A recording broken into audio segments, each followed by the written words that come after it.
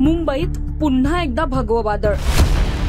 आझाद मैदानावर उसळलेला जनसागर आणि सरकारच्या गोटात सुरू झालेले तातडीचे राजकीय डावपेच. मराठा आरक्षणाच्या लढ्याचा दुसरा दिवस, पण प्रश्न एकच, सरकार झुकणार की आंदोलन आणखी पेटणार?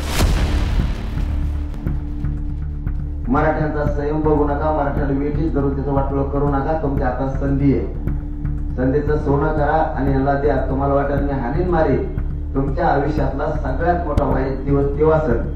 मराठा समाजाला आरक्षण मिळावं यासाठी पुन्हा एकदा मनोज जरांगे पाटील यांनी आंदोलनाची हाक दिली असून जरांगे पाटील यांच्या नेतृत्वाखाली मराठा बांधव मुंबईमध्ये एकवटले आहेत. मुंबईमध्ये भगवं वादळ आलं आहे. मराठा समाजाला ओबीसी मधून आरक्षण मिळावं ही मराठा बांधव आणि मनोज जरांगे पाटील यांची मागणी आहे.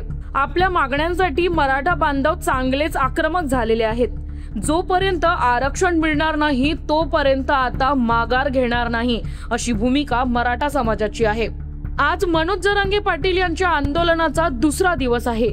मुंबईच्या आझाद मैदानावर मराठा समाजाचं आंदोलन सुरू आहे. दरम्यान या सर्व पार्श्वभूमीवर आता मोठी बातमी समोर येत आहे, ती म्हणजे मराठा आरक्षण उपसमितीचे अध्यक्ष राधाकृष्णन विखे पाटील यांच्या रॉयल स्टोन बंगल्यावर मराठा आरक्षण उपसमितीची थोड्याच वेळात बैठक होणार आहे.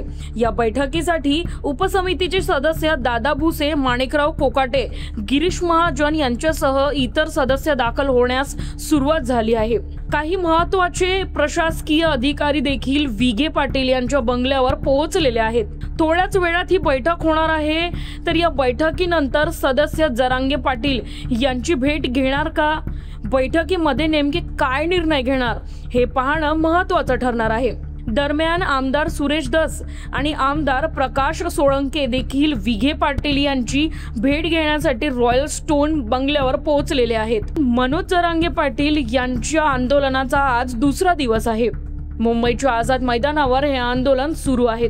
सुरुवातीला हायकोर्टानं या आंदोलनाला आझाद मैदानावर परवानगी नाकारली होती. मात्र त्यानंतर काही अटी शर्तीसह आंदोलनाला 1 दिवसाची परवानगी मिळाली होती.